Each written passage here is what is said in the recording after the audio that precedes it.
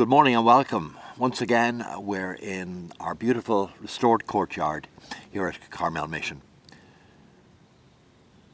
This week we have the theme following from the Good Shepherd on shepherding, and one of the most famous poems I think ever written on the subject of shepherding is The Shepherd by William Blake.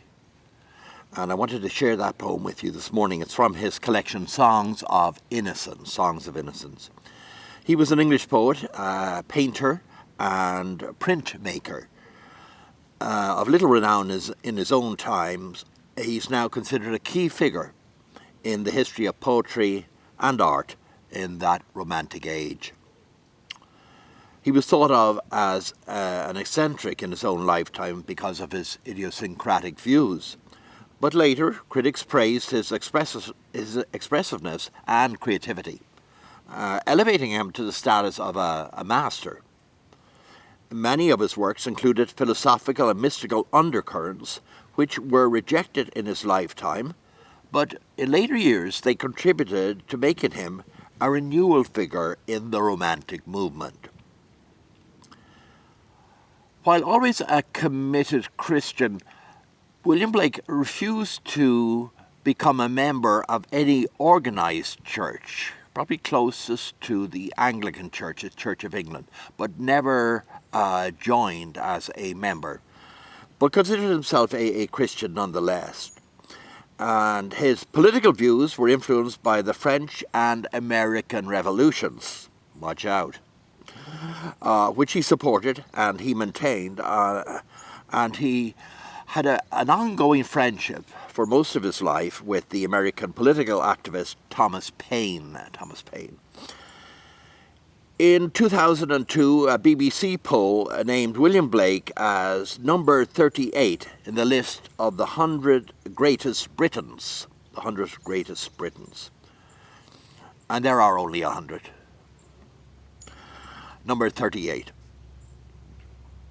This poem, as I said earlier, is called The Shepherd, and it was written by William in 1789. How sweet is the shepherd's sweet lot! From the morn to the evening he strays. He shall follow his sheep all the day, and his tongue shall be filled with praise. For he hears the lamb's innocent call, and to hear the ewes' tender reply. He is watchful while they are in peace, for they know when their shepherd is nigh.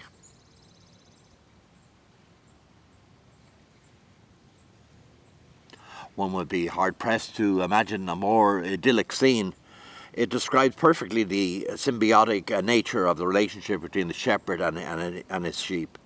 And the sheep are secure, at peace, trusting in the care of their beloved shepherd.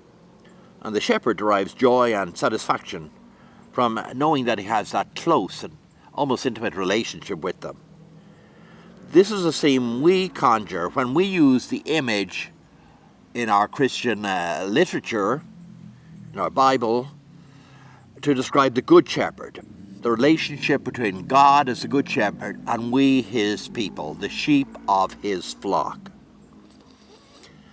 We can rest secure in God's care, and our God always welcomes the opportunity to show his love for us, his care, and his concerns in ways large and small. He rescues us when we get caught in some sort of difficulty. He goes after us when we stray far from him. He never ceases to think about us, to watch over us, but most of all, to love us and to care for us. As you likely know, we have our local sheep here near Carmel Mission.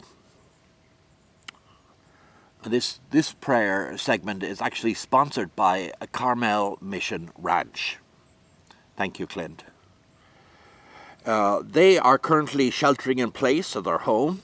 over the ranch, and it can be inspiring and calming to visit them and watch their tranquil, unhurried, satisfied nature. So unlike ours, especially during these times. So we can learn from them and know how to trust in the Good Shepherd, because the Good Shepherd will always provide whatever we most need.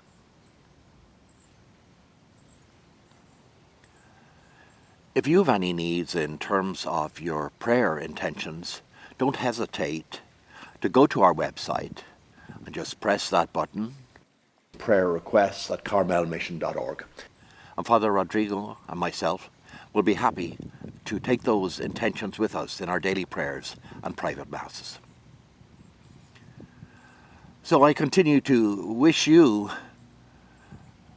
a message of profound peace and tranquility, the feeling of safety and security enjoyed by sheep who know that they are loved by their Good Shepherd.